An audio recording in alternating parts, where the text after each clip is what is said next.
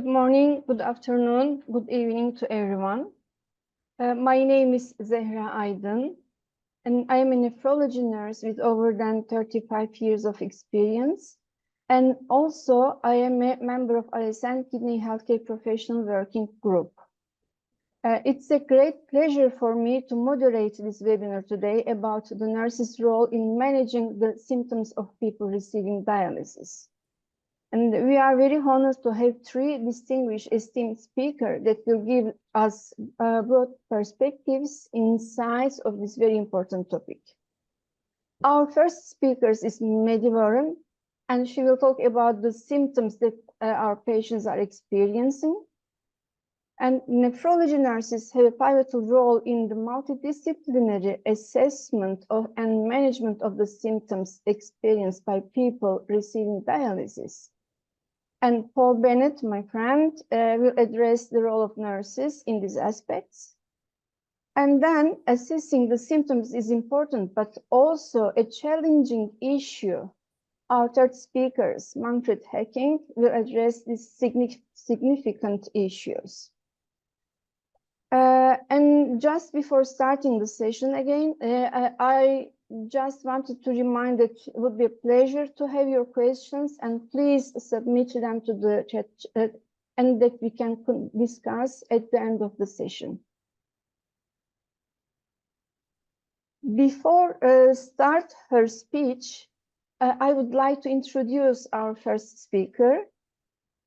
Madeleine Warren was a vice president in global talent development. Ci vediamo. At Goldman Sachs, with a focus of diversity, inclusion, and inclusive leadership before setting up the consultancy in 2016. She consults internationally for medical technology, pharmaceutical, and healthcare organizations on patient engagement, advocacy, market access, and policy.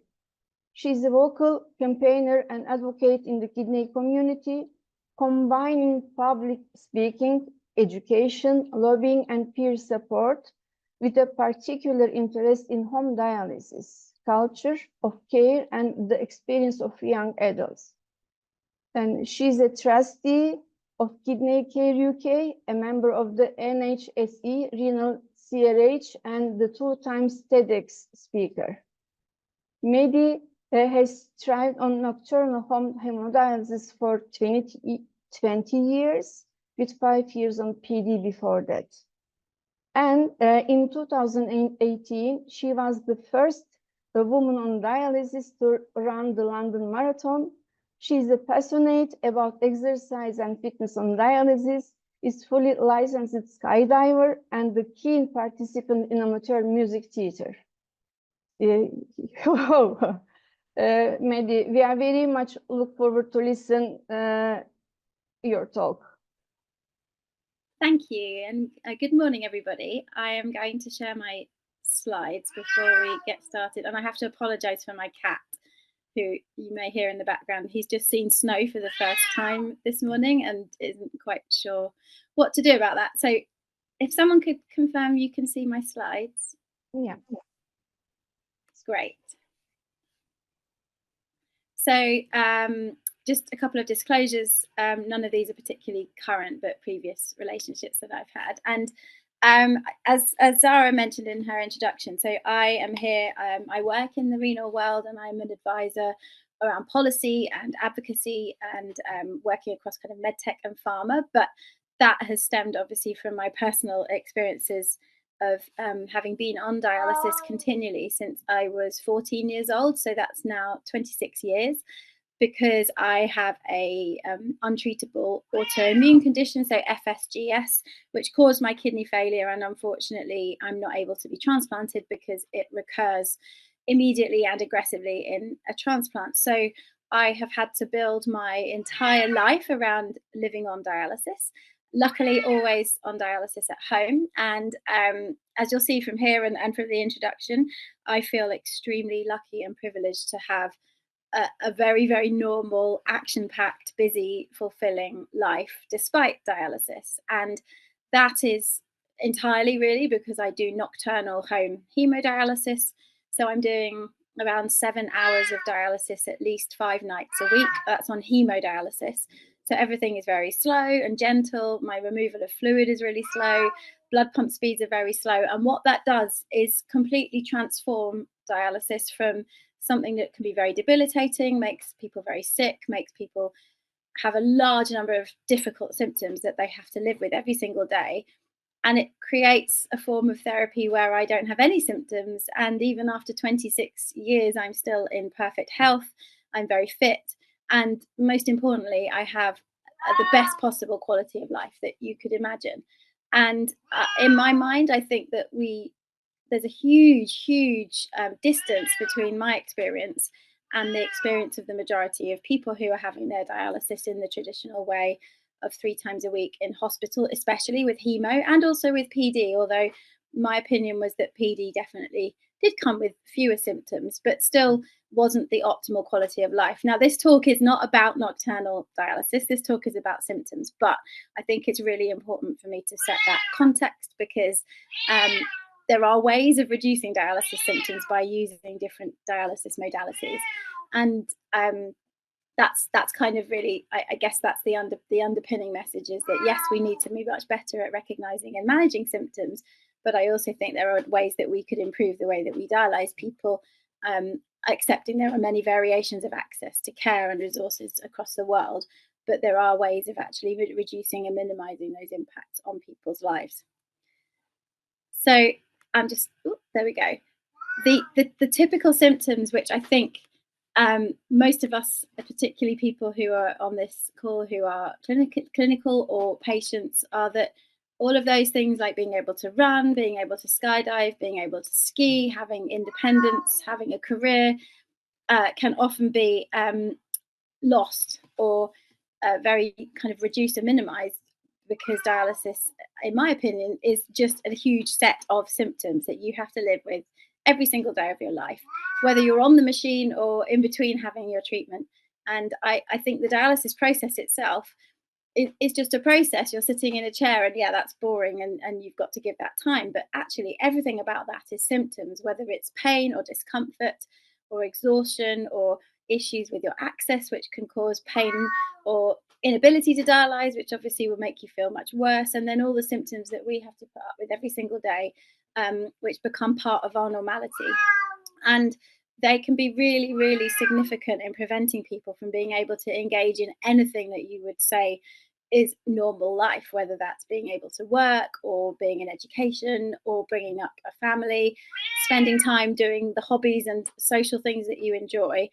It becomes increasingly difficult to do those things when you are living with all of these symptoms and more, and also tied to a machine 12 hours a week minimum just to stay alive. And people start to question whether it's worth it. And there are many people on this call, I'm sure, because the care and the empathy we get from nursing professionals in particular is amazing. We are so lucky to have such wonderful nurses caring for us. But you, I'm sure, will be familiar with the conversations you have with your patients saying they're just not sure if they can keep going and whether it's worth keeping going with all of these things that go on all 24/7, whether they're on dialysis at the time or not.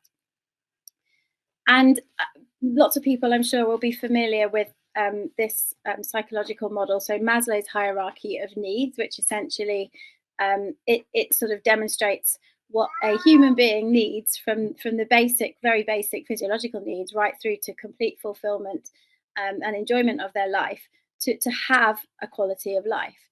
And in my opinion, I think you would find that many dialysis patients are really sitting at the very bottom of that pyramid. So yes, hopefully they have the basics of food and drink and somewhere to live, and they are receiving their treatment. So yes, they are alive, but those upper parts of that pyramid can be extraordinarily difficult to access and achieve if you are living a life tied to dialysis. And increasingly, we are seeing some interesting research that proves that people really, from a social psychological perspective, as well as the physical symptoms that they experience, it really stops them from being able to progress in their life. And I do a lot of work with young adults who are on dialysis, and there is some very interesting studies in the UK working with the young adult population, which shows that young people who are on dialysis or have kidney disease from a young age are significantly less likely than their well peers to do things like leave home, access education, form meaningful relationships, and actually sort of perceive themselves as happy and having a good life.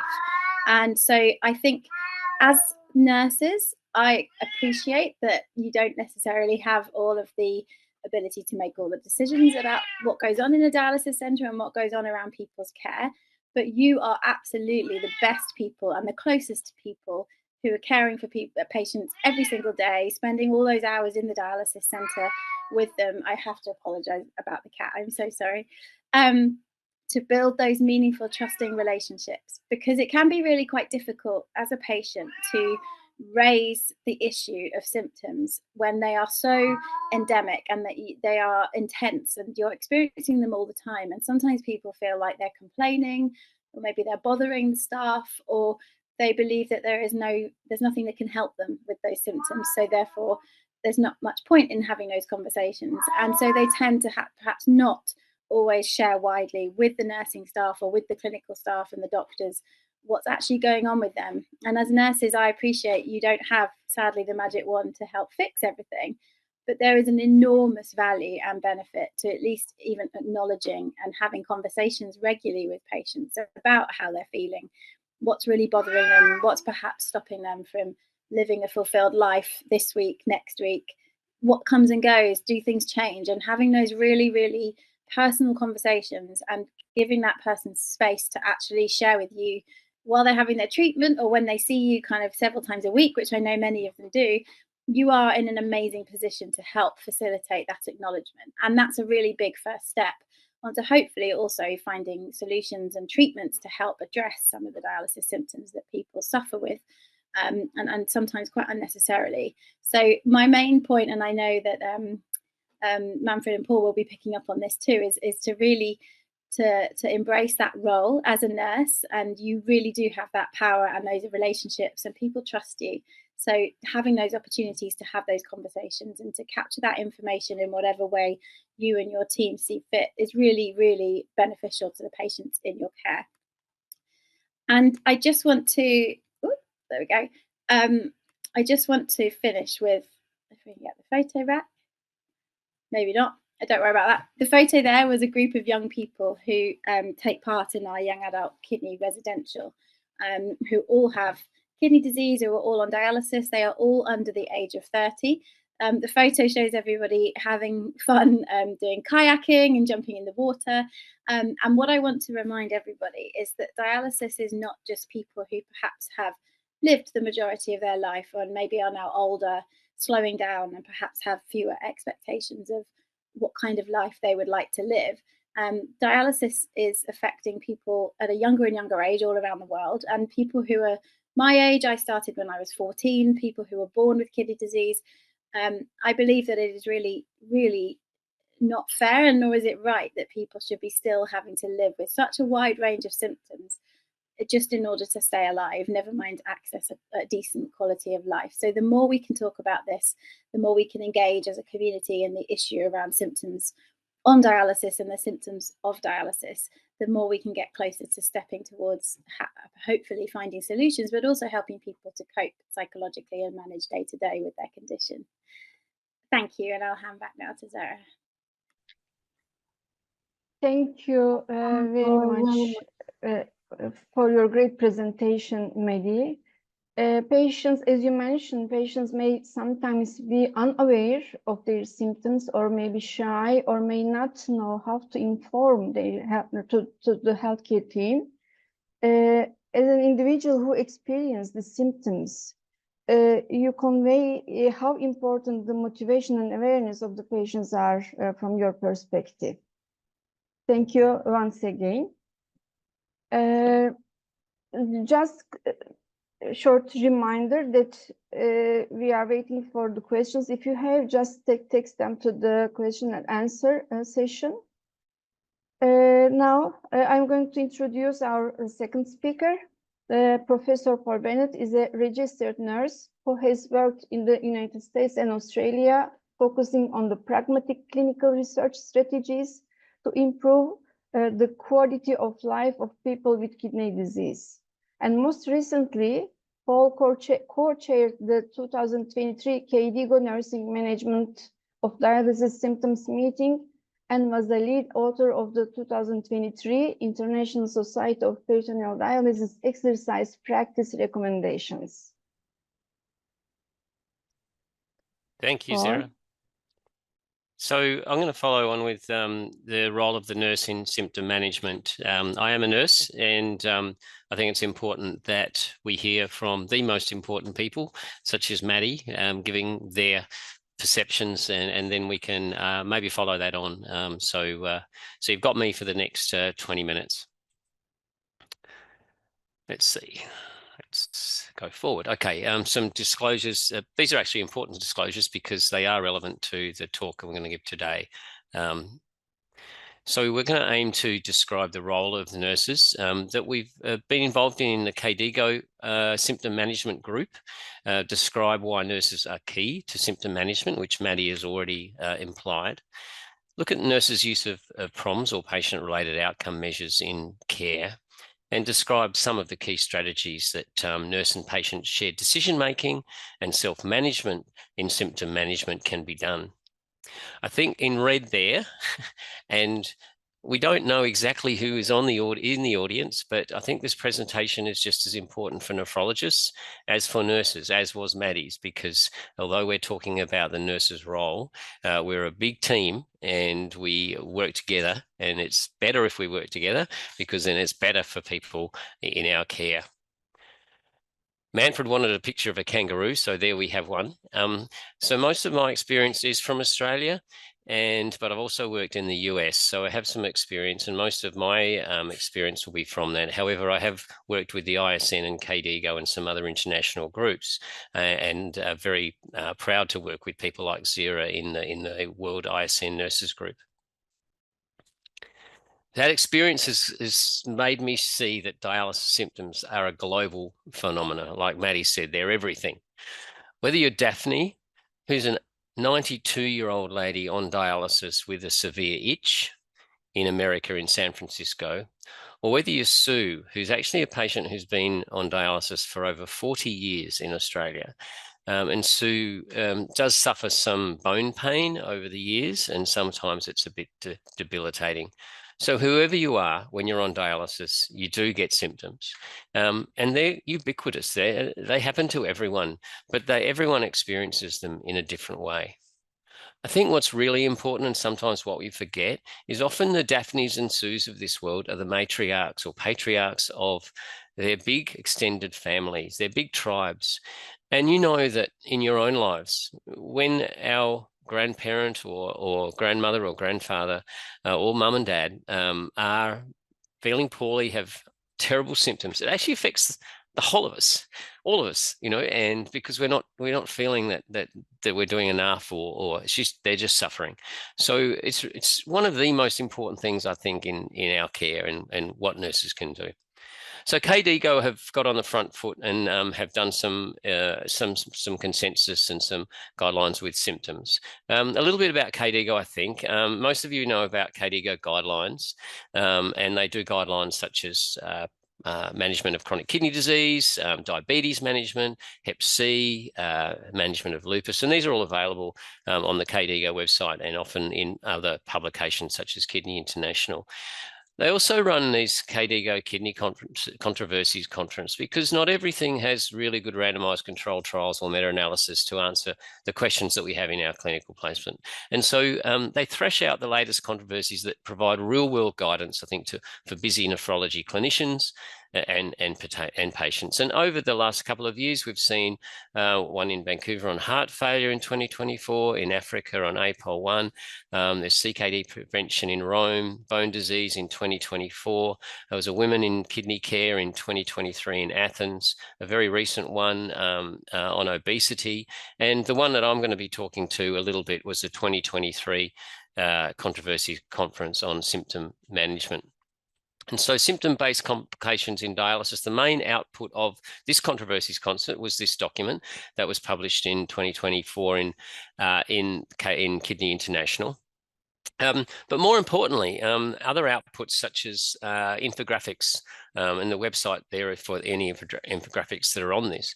So KDIGO more than just do these publications, which not everyone reads and not everyone can understand. So this infographic is an example of CKD-associated pruritus diagnosis and assessment in dialysis patients, where we look at introduction, assessment, and validated instruments. So these are the sorts of outputs that that KDIGO has, which are very useful in both our nurses and a nephrologist's life.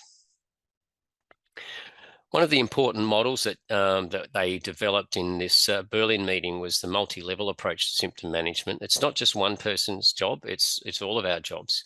So it's the patient clinician, whether that be the nephrologist or the nurse or the patient care technician, even, or the social worker or dietitian. We need to approach this very carefully with the use of prompts, with the use of open-ended questions, individualized algorithms. Not every algorithm for pain or for fatigue or for itch works with everyone. And we need to make sure that we're educated and that we measure them, and also that we empower the patients. Now, if you think of what a nurse does every day, they do a lot of this. And so nurses, or we do a lot of this. So nurses are involved in a lot of this care. If we go down to the left-hand side and look at it from a program perspective, so a kidney program, kidney care team, we do try to focus on person-centered care. We often have patient navigators who all they do is look at symptoms. If you have the resources from that, and you can engage in peer support, so you get patients to helping other patients. I'll talk about that in a little later. And we need to be a multidisciplinary team to ensure that we get patient satisfaction and appropriate symptom management and alleviation. And all the activity that goes on in this team, much of it is done by the nurse. So the assessment is often done by the nurse because we see the patient the most. The management is often facilitated by the nurse. We can measure the metrics through prompts, and we can ensure that we're actually educated enough to be involved in this and to ensure that we contribute to the whole lot of research. So after the Berlin meeting, where there were about 6-7 nurses involved, lots of patients and lots of nephrologists and allied health and researchers, the nurses got together and actually took on a bit of an exercise to look at the role of the nephrology nurse, and that's resulted in this webinar in a way. And part of that was pretty much stimulated by a picture that one of the patients, one of the consumer representatives, she did this picture during the 2-day consensus. So she was thinking, this is what it's actually like to be a patient. I feel angry. I can't think straight. I feel lonely. I'm so tired. I'm anxious and depressed. And I have some of these symptoms that we all know that dialysis patients have. And that really struck a chord with many of us. And that picture's available. So this is the nursing workshop that was in Rome in December 23. You'll notice potentially some familiar faces. There are all nurses there in red.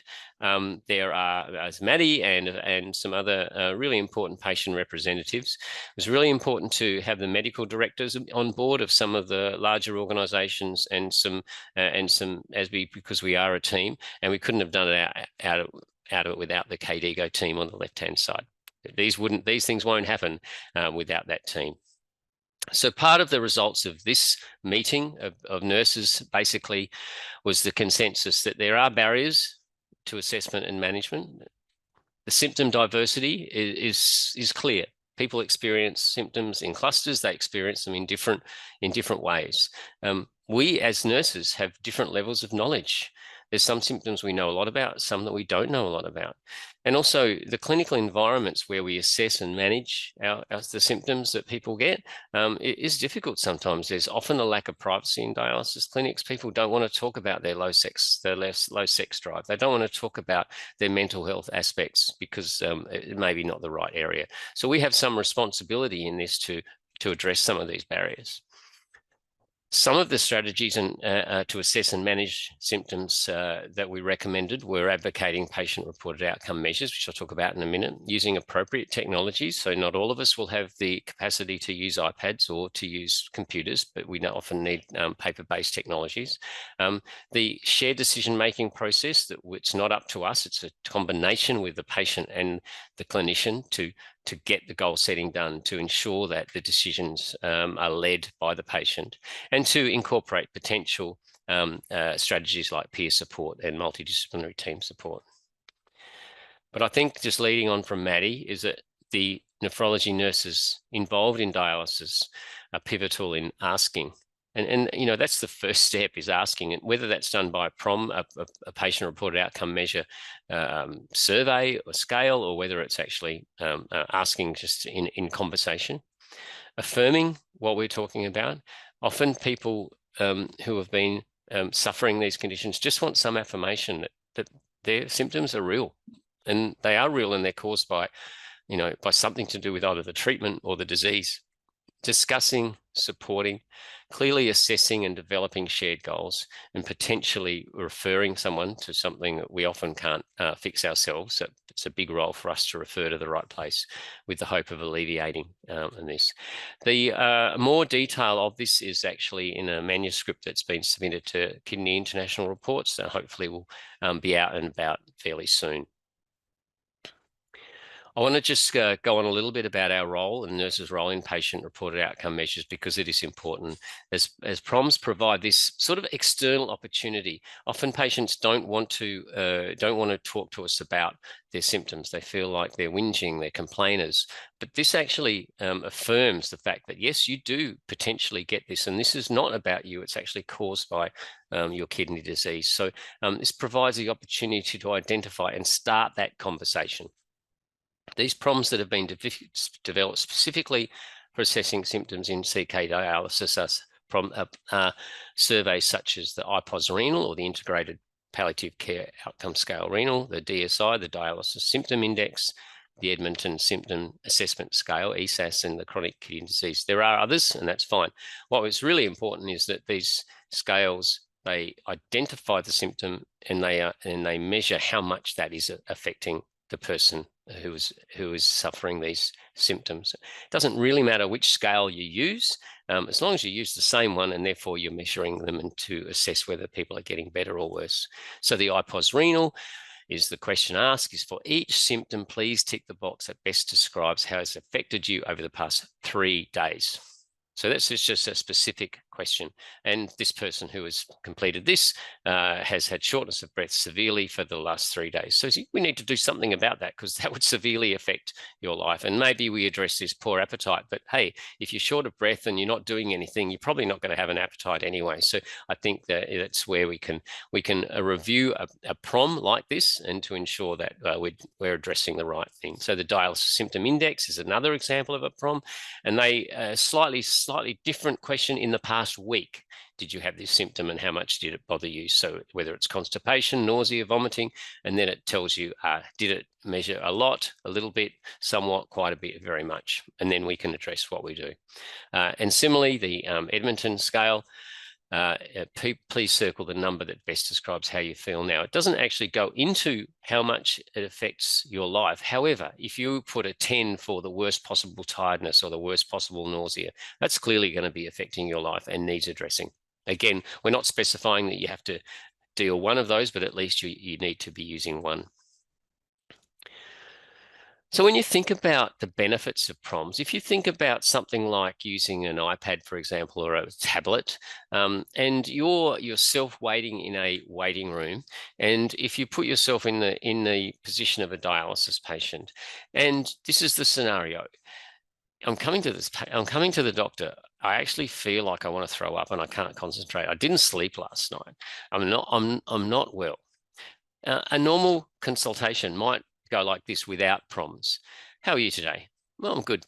Have you got any problems? Not really, because I'm a bit scared to complain and to talk to the doctor about this. Okay, let's look at your blood results. They seem fine. That's good. I'll just check your prescriptions. Thanks, doctor.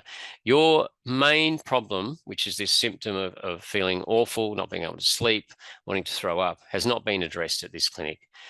A PROMs in the waiting room, or in the waiting room of a dialysis clinic, where you fill in whether it's a paper-based or it's an iPad-based, would go to the computer, would automatically be seen by the doctor or nurse, and the conversation is a whole lot different. How are you today? I see you've been feeling nauseous, like you want to be sick over the past week. Yes, I keep feeling like I'm throwing up.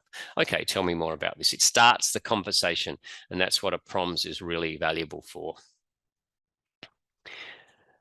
But they're not the be all and end all, because there are challenges for nurses and for clinicians and for doctors. For example, what if we identify a symptom we don't have any resources to address? We might have mental health challenges, depression, anxiety, but we don't have a psychologist or a psychiatrist. So we actually start these new problems. If we turn that on its head, however, we can actually talk about this being an issue, and we can measure maybe 30% of our patients have depression and anxiety or have symptoms of depression and anxiety. Then we can lobby for that service to come our way. So we can use PROMs in order to lobby for extra services and for important services like a psychologist or a psychiatrist in a dialysis program. We talked about patients underreporting their symptoms because they don't want any further tests. What the PROMS does, though, is it actually gives an opportunity to not, like I said, sound like someone who's complaining, to affirm what they're doing. So I think that's an important aspect of a PROMS. We need to be aware, and this is through our education and continually educating ourselves and others, that symptoms can overlap. Fatigue may be caused by depressive symptoms or the other way around. Itch and sleep often go together. If you've got this severe itch, then you're not going to be able to sleep, which requires our nursing conversations with the patient, listening to the patient.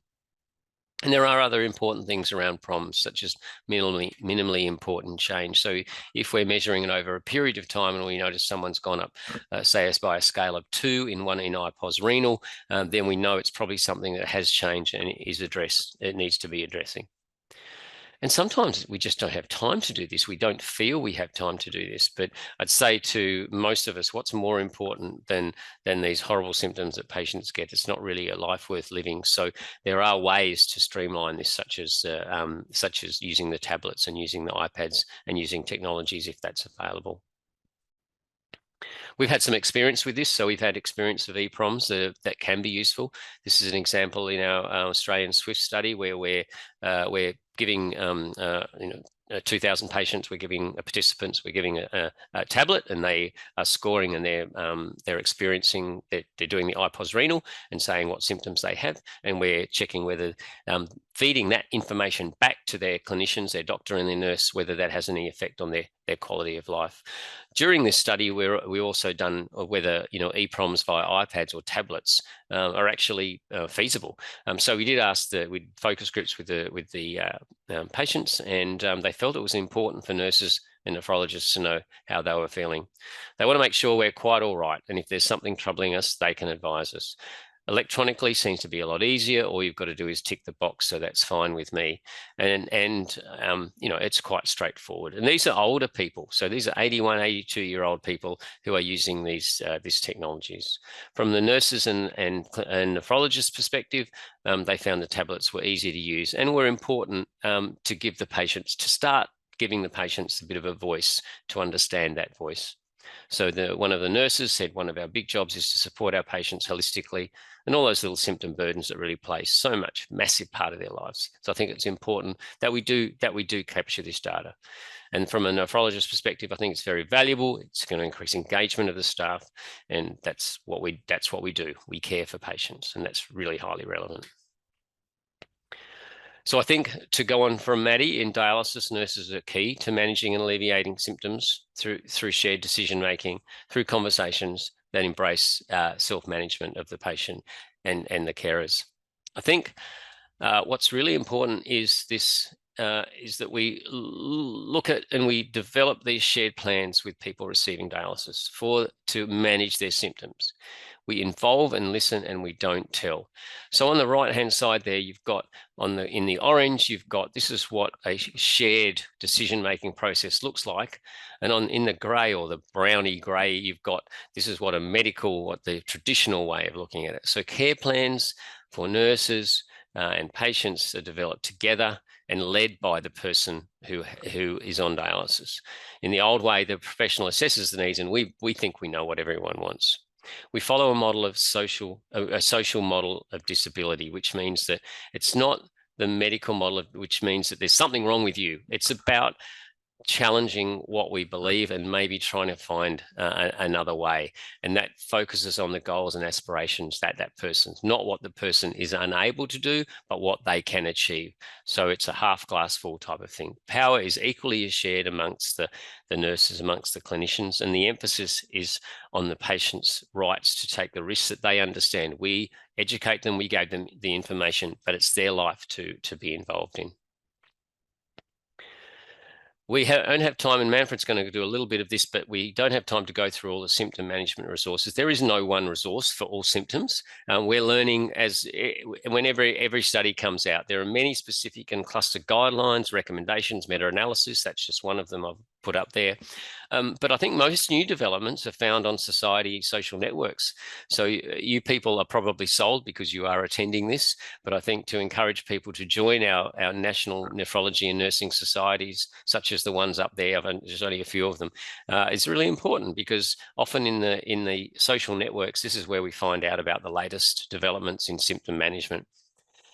But really importantly, management depends on that individual person suffering the dialysis symptom, and everyone experiences that slightly different, and also depends on the context. So we can't in Australia tell you in somewhere else how to manage your patients, because it's a whole different context with different resources, different health system, and different dialysis provider models.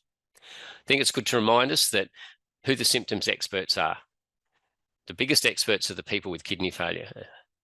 They're the experts in their own and sometimes other symptoms, what works, what doesn't, but they also need our support. They also need the support of their informal caregivers, who also are experts in their partner's symptoms and how it affects their closest loved ones. So when we do a PROMS, we also sometimes, it's important to understand the caregiver's approach. Nurses are the experts in many facets of the symptoms of people with kidney failure, as we spend the most time with the person. And nephrologists and allied health are really so important, because they're the experts in some of the treatment of the symptoms of many people. However, as opposed to nurses, they don't have the time, maybe sometimes the time, to see and to spend time with the patient, because and that is really required to understand how the symptoms are really affecting their lives. At a conference a couple of months ago, Pantelis Seraphitis got up and he said, nephrologists think that everything is much better than what is reality. Nurses know the reality that patients do have symptoms and life isn't so good a lot of the time. And I think that sort of sums up the importance of the nurse's role and the life sometimes that they lead. So in conclusion, I agree with Maddie, dialysis symptoms ruin lives. Nurses must be advocates for people with kidney failure through to shared decision-making, and I think we can be the key to bettering people's lives through symptom management. And we can lead through that locally in our own clinics, but also nationally, regionally, and globally. Thank you very much. Thank you. Thank you very much, Paul, for the very informative presentation on the role of the nurses. And also, I would like to thank KDIGO for initiating the event regarding the importance of nurses in symptom management. As Paul stated, active studies are ongoing at this time, but as a nurse, we know that there is much more that we can do on these aspects. So let's move to our last speaker. Dr. Manfred Hecking is a renowned nephrologist based in Austria, recognized for his extensive expertise in kidney disease, dialysis, and transplantation. He serves as associate professor and senior physician of nephrology at the Medical University of Vienna, and has established an academic collaboration with the German Quartorium for Dialysis and Transplantation, which is a large dialysis provider, where he was previously a medical director. Dr. Hecking's research primarily focuses on improving outcomes for patients undergoing dialysis, with previous and ongoing contribution to studies of sex and gender in chronic kidney disease. And he is dedicated to advocating nephrology education and mentoring young physicians in the field. His works continue to shape best practices in nephrology, both in Austria and more worldwide. Thank you for this very nice presentation of myself, which I must put it a little bit in relativity. We all try to do things, and so research for me is one way of trying to improve things. And you've already gotten the two most important talks, which is why we do this by Maddie and how we do this by Paul. And Paul, that was a fantastic wrap up. And when I also looked at your slides a couple of days ago, I was wondering, how can I contribute here? What is the reason why I was asked? And the reason what I can contribute, and perhaps the reason why I was asked, is because I'm at the moment establishing for KFH, which is the 4th largest dialysis provider worldwide, covering about 180 centers in Germany and almost 20,000 patients. We're trying to establish a symptom assessment tool. And I would like to share with you some of the experience that I had in going about establishing this work. And so when for the next 15 minutes, the agenda is really to look freshly at this KDIGO Controversies Conference on symptom assessment. A fresh look because I'm sneaking at this Controversies Conference. I was at a couple of other ones, but not at this one. And it's always very interesting to see what comes out of these conferences and how it's being perceived in the paper. And I will try to give a little bit of a didactic overview. So somewhat of a review of what you've just heard from Paul from the perspective and the mindset of somebody who wants to go do it. All right, who wants to go do it in the clinic. So really it's focusing on how and why we do symptom assessment. And then I will give you a few examples of how symptom assessment has been put into practice in other locations, and how I myself and we are currently struggling and trying to put this into practice in our role at KFH. So let's take one step back. The Song Initiative, which was initiated in, I think, Paul's home in Australia, with the help of Alison Tong and others, it really started establishing that there was a huge gap between what patients think important outcomes are and what doctors and health professionals think important outcomes are. And when Alison interviewed me and asked me, what is an outcome? I thought that I was the first person on earth, because for me, outcome is clearly mortality and morbidity, an HR for mortality and morbidity coming out of an important analysis. That's an outcome. And when the paper came out, I was struck by the idea that the main difference where patients and health professionals, especially doctors, are not or have not been coping is because patients put other outcomes, ranking outcomes other than doctors would. So for patients, the ability to travel and quality of life is very, very important. And for most health professionals, cardiovascular disease and mortality as well as morbidity is the main outcome. So studies that are powered to assess mortality and morbidity are not probably doing patients very well. And so the entire idea of doing patient-reported outcome measures perhaps comes from this Song Initiative. And I do also listen to KDIGO webinars as well as ISN webinars. And one of the things we've already heard it from both of your presentations, especially Paul's, listen, listen, listen. As a doctor, you have to listen, listen, listen. As a nurse, you are more used to this, but listen, listen, listen. And this is something that is not new. This is coming from the at least 2 centuries before. If we as doctors and as caretakers listen to our patients, not only will they be telling us the diagnosis, they will be guiding us what to do with them.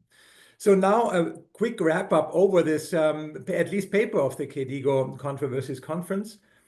So one big part of KDIGO was on patient-identified symptoms, what they were. And you've seen the graphic, the patient that is itching, tired, has a lot of fatigue, sexual dysfunction. So what are all these symptoms? And I think that it's not very difficult with some experience to know what these symptoms are. The consensus points, the next thing that the paper and the conference was worried about is the consensus points. The main consensus is that symptoms are very, very important, and that we should take care of them, that we should identify them, Of course, there were some key questions as to what are the best ways of identifying them. What can should financial incentives be put in place to identify these questions?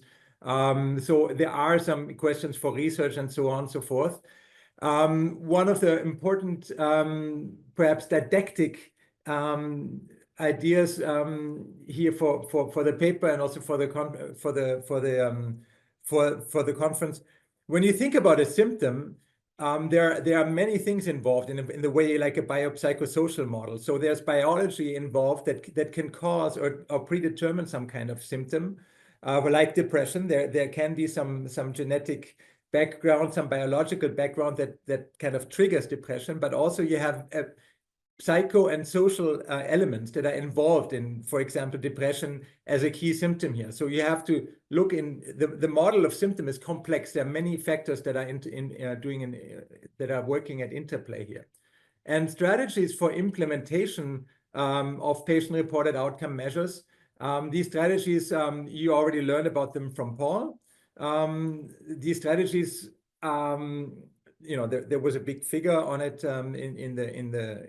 in the conference, and one of the next things that the KDIGO paper and conference talked about was what are the prompts that have evidence of validity. We will get to them in a second, and Paul has already mentioned them. So basically, what assessment tools are there? And then this multi-level approach to symptom assessment and management. So basically, this was kind of a wrap-up over the didactic outlook of this paper. And so what is underlining this is really symptom assessment, how do we do it, and symptom assessment, why do we do it? So for the how, you've already learned about it from Paul. There are a couple of validated instruments like the Edmonton Symptom Assessment System, the Integrated Palliative Care Outcome Scale, the IPOS Renal, the Dialysis Symptom Index, and the Choices for Healthy Outcomes in Caring for ESRD. These are validated tools on the right side, and you can look this up or you can look it up from my presentation. It's telling you how exactly to assess these symptoms. Again, there may be rating scales. But the main thing for myself as someone who is in the process of wanting to integrate this into KFH, for instance, is why do we do it? And we do it because we want to improve management and perhaps we want to identify patients at risk. So one of the things, I mean, this is perhaps a little bit not the strongest part of this paper, but because there are a lot of papers at the moment out there on how to assess symptoms and how this can be put into place, but there are not yet a lot of randomized controlled trials out there that are telling you if you assess symptoms and you manage the symptoms, then you will improve outcomes. But ultimately, that's the whole goal, right? So you don't just want to monitor symptoms, otherwise than to identify patients at risk. You want to monitor symptoms because you want to improve patients' lives. And the main thing is, what can there be done to improve patients' lives? And in the KDIGO paper, this is one of the more difficult things to tell.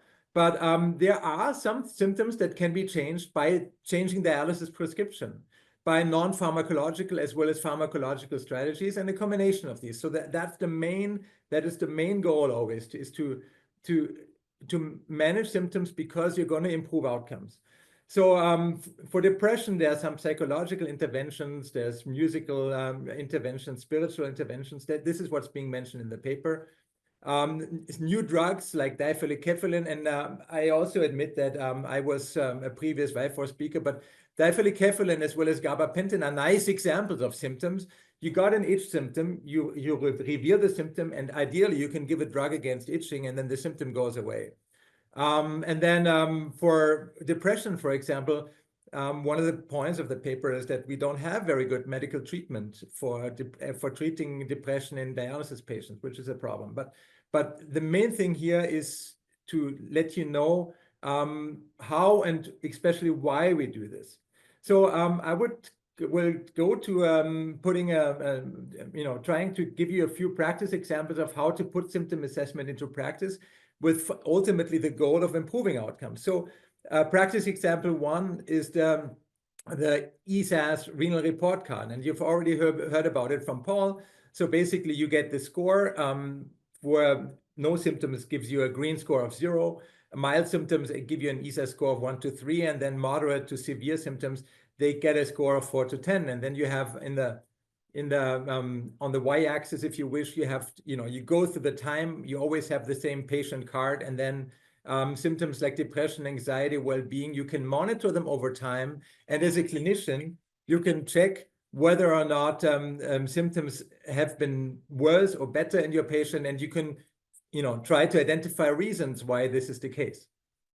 And another idea, putting or placing implementation into practice has been covered by another KDIGO webinar. I just wanted to mention here that this is obviously the subject of trials, the empathy trial here as an example of Sarah Davison's work, where clinicians or researchers together with nurses, they are reporting what the barriers are to implementation and what the strong sides are and what can and cannot be done.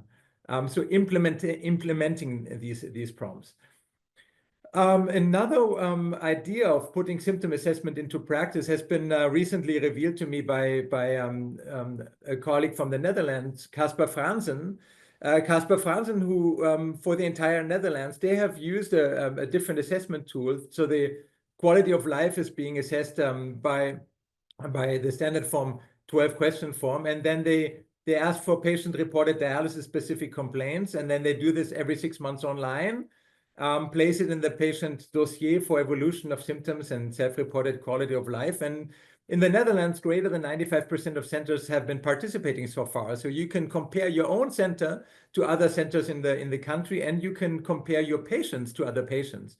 And then you get, similar as the look at the ESA's renal, you can get a validation tool, or you can get a symptom scale that you follow over time. And again, you can identify patients that go from, let's say, the green percentage or point value where many things are still fine into the red zone. And this is basically a tool of again, following patients forward and trying to see where patients are doing well and where they aren't doing so well. And to be honest, there are still many questions. So some of the questions of the how is the ideal frequency of routine symptom assessment is not really known. It was discussed how often to do this. Every 1 to 3 months was deemed reasonable. But at the risk of questionnaire fatigue, and this is very important, because if you do a questionnaire and you don't change anything, then people will start to get tired of answering these questions for you. And then optimal ways to incorporate symptom assessment into the patient medical record. These also remain unclear. And one of the main outputs I took from the paper is one of the questions, what is needed to implement patient-centered care? Which system measures are the important ones? Can mobile health applications be a key here? And which model of symptom assessment? Now, the last 2 minutes, I will tell you my own story of implementing symptoms into symptom assessment into KFH, and you will hopefully this will wrap up the idea and the reason why I try to give this talk to me. So I'm in my dialysis practice, the main thing that I'm focusing on, and the main thing is that I care for, is euvolemia, is target weight, because I have come to understand that one of the biggest issues in dialysis for many patients and is always what is the optimal ultrafiltration goal. So for target weight, we have started to do a multifaceted approach where we're doing bioimpedance together with very correct body weight assessment, with absolute blood volume determination from the dialysis machine and lung ultrasound-based detection of pulmonary interstitial fluid. And we're trying to do a longitudinal assessment of all these points. And obviously, we need patients to tell us whether we're doing well in managing target weight. And another thing that, for example, you can assess, and we've been assessing together with target weight, is itch. Itch is something very easy to assess. You can just ask the patient whether he's itching. And for those of you who didn't know this, the reason why we are so concerned about dialysis itch because the itch pathway in dialysis patients, cowage itch pathway, is being processed in a different way from the histamine itch pathway. So if you use antihistamine agents in dialysis patients against dialysis-associated pruritus, antihistamine agents will not work. And it's amazing how many people use antihistamines. They will not work in dialysis itch because it's a different pathway. But in any case, we have started at my own center at the KFH. This was a pilot center for an awareness phase in adjustment phase for euvolemia. And along with euvolemia assessment, we've been asking the patients how they were doing. We've been asking the nurses for the recover score meaning fluid assessment on behalf of the nurses. We've been asking for depression using the Q9 score. And then we've been doing bioimpedance and absolute blood volume at almost every dialysis session. And then the idea is to intervene. And for euvolemia, you can intervene very well. You can adjust target weight, you can adjust blood pressure medications, you can adjust dialysate sodium, you can adjust ultrafiltration rate, treatment time. For euvolemia, this is one of the reasons why I study this. It's a very nice topic because you can do something. And then at every treatment, we needed the patient to report, doctor, did we do better or worse? And he says, doctor, you did better, doctor, you did worse. So interventions against pruritus, you can prescribe anti-pruritus medications, and interventions against depression and anxiety, they are more difficult to do, but we also put these into action here. And so what we asked the patients was, how did you feel directly after dialysis? This is in German now. How long did it take you to recover after dialysis? Less than 2 hours, 2 hours to 6 hours, 7 to 12, or more than 12. Did you have any intra-dialytic complications? Did anything happen? Of course, they should be recorded in the files, but we asked the patients because it's very difficult to go from the file to an assessment tool where it's actually being placed to the doctors. And then we did the itch numerical rating scales along with 15 other questions. And then we get these reports that every couple of weeks we pass them out to the doctor at Browning, where he's seeing on one page where the patient is going in terms of blood pressure, overhydration, pruritus, and recovery time. And what we learned from the study, from this pilot study, is that along with assessment from evaluation to evaluation phase, less and less patient-reported outcome measures were being reported because people are getting sick and tired of doing it unless you change it. So to wrap up, I've been trying to give you a fresh look at this KDIGO Controversies Conference. I've been trying to tell you that the main reason why this idea behind the paper was how to assess symptoms and why. I've been trying to give you 3 examples of placing symptom assessment into practice. ESAS renal is very well known. In the Netherlands, they've combined it. As Paul said, it doesn't matter which assessment you use, but in practice example 3, I've been trying to give you a personal idea of how and why it is so important when you look for symptoms to actually change something, because your patients otherwise would be very frustrated. And I'm looking forward to your questions, and I hope that you got this kind of as a wrap up for these 2 other excellent talks, which gave you the basis for symptom assessment from the side of the patient and from the side of the clinician. Thank you. Thank you very much, Dr. Hecking, for your excellent presentation. And also thank you very much that sharing your experience about how and why we should assess the symptoms. So now it's time for question and answer session. In the chat box, I can see questions that comes from Erin. And it says that thanks for sharing about your experience. And I am working in Kenya with many patients on hemodialysis twice a week. And quality of life is poor in many of our patients due to symptoms.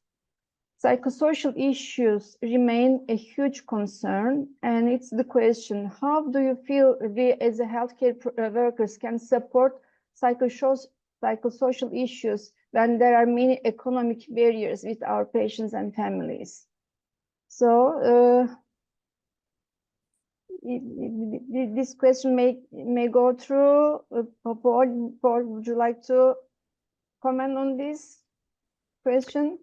Yeah, thank you. Thanks, Erin. That's a I think we talked a little bit about it in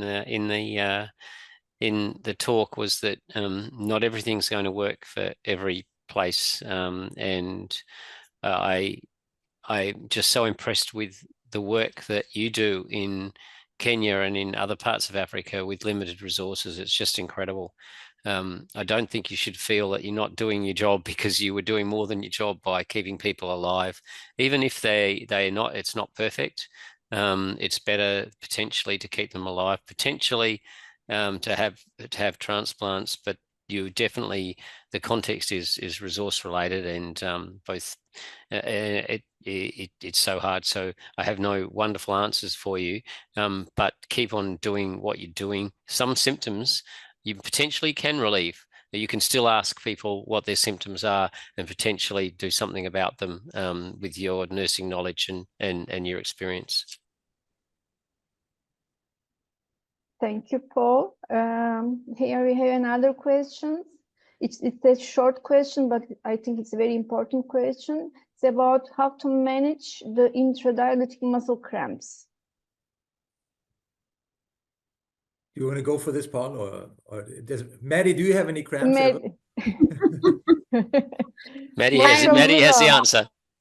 Well, the answer is not. I think the problem is the answer is very difficult for people to perhaps adhere to. So, in my experience and what I observe, a lot of people who experience a lot of cramping, it's usually related to their fluid volume status, maybe their sodium, but I know how difficult it is to keep to a fluid restriction, like torture. It's awful. It's one of the hardest things. And I also know, unfortunately, if we're not keeping to our fluid restriction, that we're removing a lot of fluid in our session, that you're much likely to experience cramping either during or between dialysis sessions. Now, that's probably not the answer that most people want, because the answer is people need to really try very hard to control their fluid. However, I do think it's really good to explore with the patient things like altering the sodium on the machine, and also encouraging the patient to really track and relate what they're doing to the symptoms so they can learn, because a lot of people don't know why they are on a fluid restriction. It's amazing when you say to them, do you understand this is for your safety, this is to make you feel as well as you can, and they just get told you can drink 500 mils a day, but not told why. And if you start to tell people why, you empower them to start to try and take a bit more control themselves, and they feel a little bit less like they're just being dictated to and given these awful limitations on their life, which it's really difficult. So as much education as possible, and explaining things about the rate of fluid removal, how quickly fluid can move within the body, and that's why you can't take it off too quickly on the machine. All of that information, I think, is quite rarely given to patients when they start dialysis. And it comes up a lot in the Facebook support groups and the online discussions that we have as peer supporters, is people suffering with their fluid, with cramps, and not really understanding why. So I think education is key, but you can't always stop them entirely, sadly. May I add something to that? And although Madeleine, thank you for this wonderful answer, but the reason why I love this question, and I was hoping you would ask it, because cramping, Maddie, in my experience, there are many patients that you can really relieve the cramps. There are many patients that you can relieve the cramps if you adjust the target weight and higher the dialysate sodium, and if you just make sure that serum sodium and dialysate sodium aren't too far off. And so that cramping is this is the perfect example for what I was trying to say. Ask for symptoms, and if you bother to ask more than one time in half a year, then make sure you do something to improve the treatment of the patient. And I love the cramping example, because that's also why I try to give you some experience with my euvolemia research, because euvolemia and cramping, this is the number one thing we can adjust, and the number one thing where we need the symptoms, and where fatigue will go, perhaps get somewhat better, where recovery time will perhaps get somewhat smaller. And so I love the question. Thank you. And thank you, Maddie, for also providing your experience. So sodium and magnesium, target weight, and if cramping still occurs, then something may be more difficult, but it's not 100% impossible to remove cramping. It is quite possible. I mean, removing cramping is cramping is a symptom that something is wrong, basically. You would agree, Maddie, right? So if they are cramping, something in your prescription is still wrong, whether it's a sodium or not. And I'd just add to that you know, there are severe crampers. People experience cramping differently individually, and there's different reasons for it. And we have had people who have had severe cramps, both on dialysis and off dialysis. It just keeps on going. They can't sleep. It's impossible.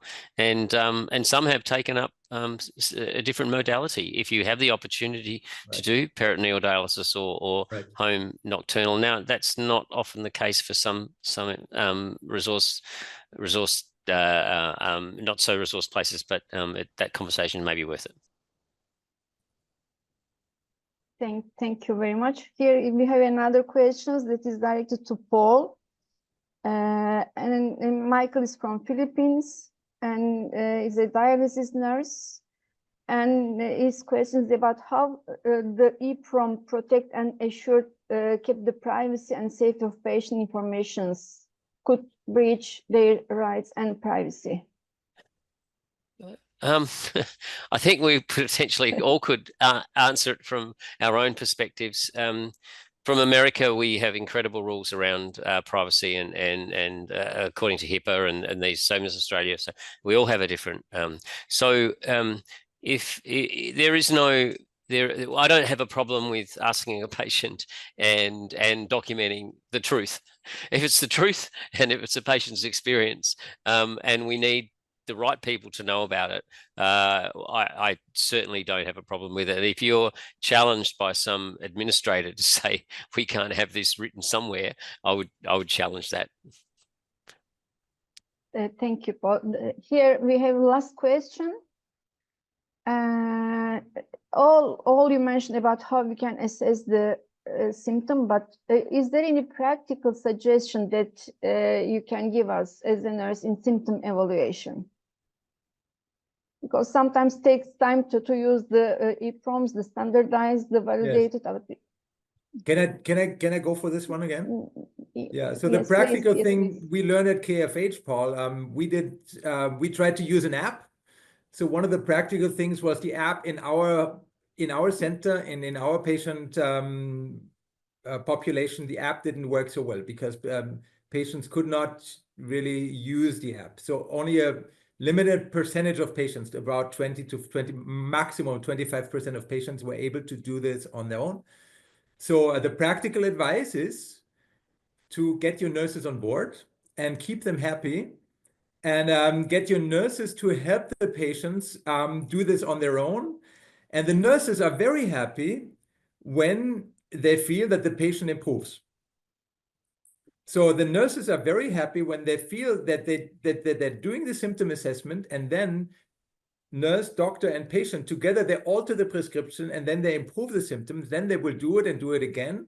But they are very unhappy if you just do the symptom assessment, put it in the box, and then don't look at it, or perhaps look at it a half a year later and maximum do research with it, but don't improve patients' lives. So my practical advice is get your nurses on board, ask them tell them, yes, we need your help, but make a pact, if you wish. Yeah, make a contract, but I will, as a doctor, I will promise to try to improve, patients' symptoms, because otherwise I'm not doing my job. That's perhaps the main thing I would like to raise here is, if you just do a symptom assessment and then you don't do anything with it, then you might as well forget about it. But putting it positively, if you do this, then patients and nurses and doctors, the entire situation, the whole center improves, the whole work improves, the basis of dialysis improves. Many things will improve when you try to look for when you try to have the goal that you actually improve patients' lives. Thank you, Manfred. This is my question, which is going to be the last one. Can you please, it's not question, can you please just share your opinion, your suggestion, like as a take-home message for all of us with a few words? So Paul, what would you like to say for us as a nurse?